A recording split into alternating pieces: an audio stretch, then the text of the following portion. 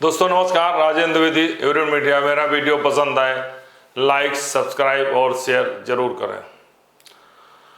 2026 में स्थितियां आंदोलन को लेकर वैसे ही बनती जा रही हैं जैसे 2013 में थी, और 2013 के आंदोलन को लेकर जो भरोसा जनता ने इंडिया अगेंस्ट करप्शन के मूवमेंट पर जताया था, विनोद राय के फर्जी रिपोर्ट, फेक रिपोर्ट जिन्होंने 1,74,00,000 2G घोटाले की बताई थी, जिसमें बाद में उन्होंने माफ़ी मांगी, उस पे फेवर में एक जन आंदोलन भ्रष्टाचार के खिलाफ देश में चला था और केजरीवाल ने उसका फ़ायदा उठा के दिल्ली में सरकार बनाई, पंजाब में बनाया, नेशनल पार्टी बन गई। और कह सकते हैं कि उस पूरे आंदोलन के मुखिया उसका लाभ केजरीवाल को मिला, लेकिन उन्होंने ऐसा आचरण, व्यवहार और ऐसी हरकतें की जो भ्रष्टाचार के खिलाफ आया था, वो खुद ही भ्रष्टाचार के आकंठ में डूब गया। करोड़ों के महल में रहने लगा। जो चप्पल और मारुति कार से घूमता था, 2 कमरे में रहेगा, वो महल में घूमने लगा। करोड़ों के 500 करोड़ के दिल्ली से छोटे राज्य में विज्ञापन दिया, तो उससे जो जनता ने भरोसा जगाया था कि भ्रष्टाचार के खिलाफ अभियान चला है, नया नेतृत्व आया है, ये कुछ देश में करेगा, उस पर केजरीवाल ने पानी फेर दिया। और इसलिए कहा जा सकता है कि जनता का भरोसा आंदोलन से तरीके से उठ चुका था।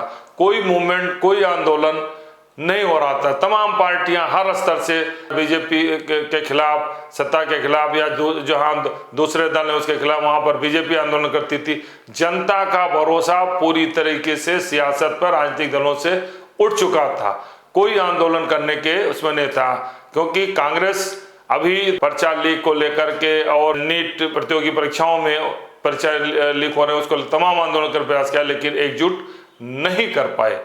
लेकिन सीजीआई के एक शब्द ने युवाओं को इतना आक्रोशित कर दिया, बेरोजगार युवाओं को इतने अधिक आंदोलित हो गए कि स्थिति 2013 इंडिया अगेंस्ट करप्शन, जैसे करप्शन के खिलाफ लड़ाई हो रही थी, आक्रोशित थे, उससे ज्यादा आक्रोश युवाओं में है। और 12 वर्षों में कह सकते हैं ऐसा आक्रोश मोदी सरकार के खिलाफ कभी भी नहीं था। और एक शिक्षा मंत्री के खिलाफ इस तरीके से उसका इस्तीफा मांग को लेकर के इस तरीके से आंदोलन युवाओं में नहीं था। ये जरूर बात है, इसका आकलन आप ये नहीं कर सकते कि जंतर मंतर पर कितनी संख्या जुटी, कितने हजार जुटे या कितने सैकड़े जुटे।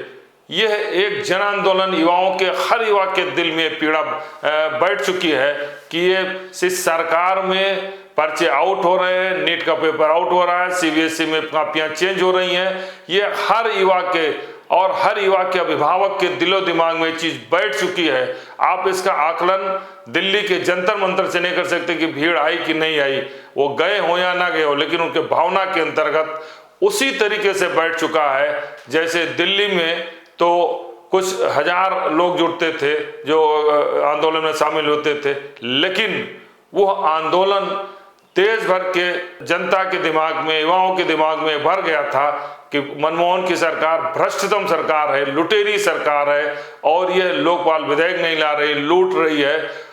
उसी तरीके से युवाओं में जबरदस्त आक्रोश है, इसको नजरअंदाज नहीं किया जा सकता। ये अलग बात है कि उस समय मीडिया का भी रोल उस आंदोलन के पक्ष में था। आज की तारीख मीडिया चूंकि एक पर्टिकुलर एक बिजनेस हाउस की है, 2 बिजनेस हाउस जो अडानी अंबानी के हैं, तो उनकी मजबूरियां हैं कि वो सरकार के खिलाफ किसी भी मूवमेंट को, किसी भी विरोध को उतना एग्रेसिव होकर नहीं दिखा सकते हैं जैसे छूट, लिबर्टी 2013 में मीडिया को थी।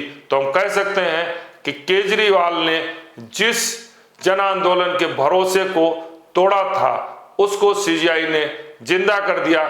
इसलिए फिर सीजीआई को बधाई देना चाहिए कि आंदोलन पर जनता का भरोसा, खास करके युवाओं पर, युवाओं के अभिभावकों पर, जिनके बच्चे पढ़ रहे हैं या आगे कक्षाओं में जाएंगे या परीक्षा में शामिल हो रहे हैं, बेरोजगार हैं, उनमें सब में एक आक्रोशित कर दिया है इंटायर कंट्री, पूरे देश में। और इसका आकलन हम भीड़ से नहीं कर सकते, चुनाव के हार जीत से नहीं कर सकते कि चुनाव रिजल्ट आया ये हुआ। आक्रोशित हैं, इससे आप इनकार नहीं कर सकते।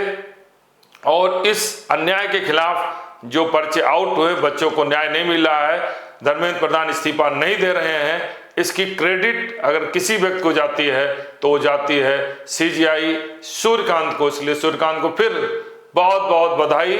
ये अलग बात है कि सीजीआई युवाओं के फेवर में, युवाओं को न्याय दिलाने के लिए कोई ऐसा निर्णय नहीं दे सके जो इतिहास बन सके, लेकिन युवाओं को, उनके भावनाओं को ठेस पहुंचाकर युवाओं को एकत्रित कर दिया कि वो इतिहास के पन्ने में जरूर दर्ज होंगे। धन्यवाद।